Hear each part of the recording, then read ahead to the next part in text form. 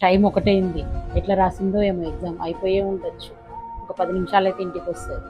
అమ్మా మయ్య వచ్చినవా? నీకోసమే ఎదురు చూస్తుందరా. నన్ను కూర్చో. ఎట్లా రాసిన ఎగ్జామ్ ఇంతకి? అమ్మా ఫిజిక్స్ చాలా హార్డ్గా వచ్చింది. 5 క్వశ్చన్స్ వదిలేసి వచ్చాను. ఎంత పర్సంటేజ్ వస్తుందో ఏమో. సిలబస్లో లేనివి కూడా వచ్చాయమ్మా. అనుకుంటూనే ఉన్నా నీ నోట్లోంచి ఈ ఆన్సరే వస్తుందని. ఎవరికైనా సిలబస్లో లేని క్వశ్చన్స్ ఇస్తారా ఎగ్జామ్లో?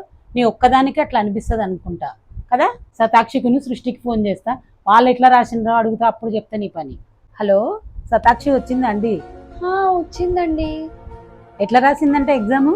ఏదో 10 క్వశ్చన్స్ రాయలేదంట, అవుట్ ఆఫ్ సిలబస్ వచ్చిందని చెప్పింది. ఏంటో ఈ పిల్లలు అర్థమే కావట్లేదు.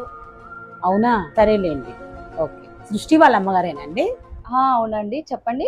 ఎట్లా రాసిందంటండి ఎగ్జామ్ పాప ఏదో 15 క్వశ్చన్స్ అటెంప్ట్ చేయలేదంట. ఏందో మరి అవుట్ ఆఫ్ సిలబస్ అని చెప్తుంది. అట్లా ఎట్లా ఇస్తారండి? అవుట్ ఆఫ్ సిలబస్ నుంచి కూడా ఇస్తారా? అదే నేను అడిగినండి మా పాపని. మా పాప కూడా మామూలుగా రాసిన అని చెప్పిందండి. ఇంకా పోనీలేండి, ఏం చేద్దాం. ఇంకా నెక్స్ట్ ఇయర్ రాపియడమే, ఇంకేం చేస్తాం. మనం అట్లా ఆలోచించబట్టి వీళ్ళు ఇట్లా ఉన్నారండి పిల్లలు. సరే అండి, ఉంటా మరి. సరే అండి, బాయ్. నువ్వు శతాక్షిని సృష్టికి చెప్పవాకు 5 క్వశ్చన్లు అటెంప్ట్ చేయలేదు అని చెప్పి. మళ్ళీ నీకు నీట్ వచ్చిందనుకో, వాళ్ళు నీ మీద పడితే ఏడుస్తూ ఉంటారు తెలుసా. ఇప్పుడు నాకేమో నేను 5 క్వశ్చన్సే అటెంప్ట్ చేయలేదు అవుట్ ఆఫ్ సిలబస్ అంటేనేమో నన్ను తిట్టే. మళ్ళీ మా ఫ్రెండ్స్కి ఫోన్ చేసి ఒకరు 10 క్వశ్చన్స్ అటెంప్ట్ చేయలేదు, ఒకరు 15 క్వశ్చన్స్ అటెంప్ట్ చేయలేదు, మళ్ళీ వాళ్ళకంటే నేను మంచి రాసిన అని చెప్పొద్దంట.